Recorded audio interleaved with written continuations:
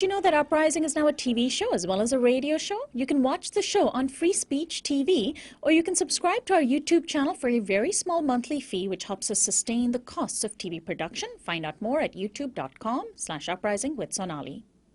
Scour the news about the African continent, and more often than not, the news is bad. Whether it's the spread of infectious diseases, the exploitation of resources, the corruption of governments, or the violence of extremist factions. African nations are struggling and have been struggling for a long time.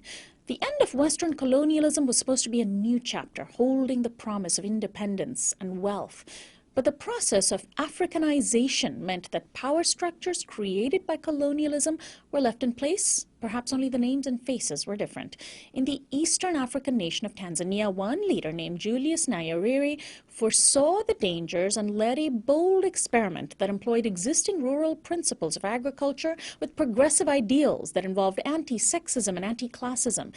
It was called in the language of Kiswahili ujamaa, which roughly translates into familyhood. The concept was a traditional Tanzanian framework of socialism under which intentional villages were organized. While the concept blossomed and manifested into many villages, proving that development could mean equality and anti-capitalism, it was a short-lived experiment. Luckily, a Rhodesian man named Ralph Ebot and his wife Noreen witnessed the flowering of Ujamaa and documented it in book form.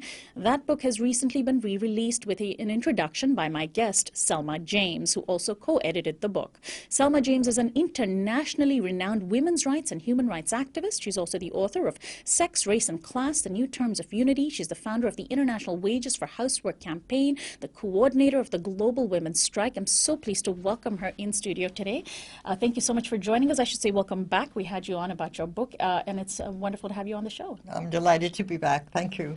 So first, this incredible concept that is something that is not very familiar to us in the West. Before we get into that, let's step back and talk about history. Tanzania got its independence from Britain in 1961, and Julius Nyerere was its first prime minister. He was an extraordinary man. Tell us a little bit about him. He was absolutely extraordinary. He came out of his village of Butiama when he was 12 years old for the first time and learned how to read and write. He went to school when he was 12. And the most extraordinary thing about him was, though he got a couple of degrees later on, he retained the view of the village. That remained his point of reference. That was how he saw the world, and that's how he thought his policies should be based on, was what the village needed. He began really very early. He wrote a paper when he was still at university on the treatment of women in African society, and he thought it was absolutely horrendous.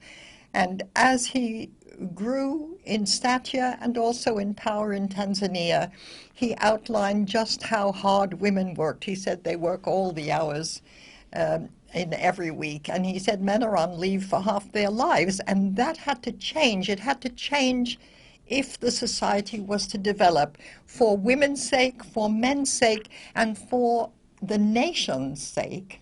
And he was incorruptible and always responsive to the needs of the grassroots. Now, you don't get that in anybody else.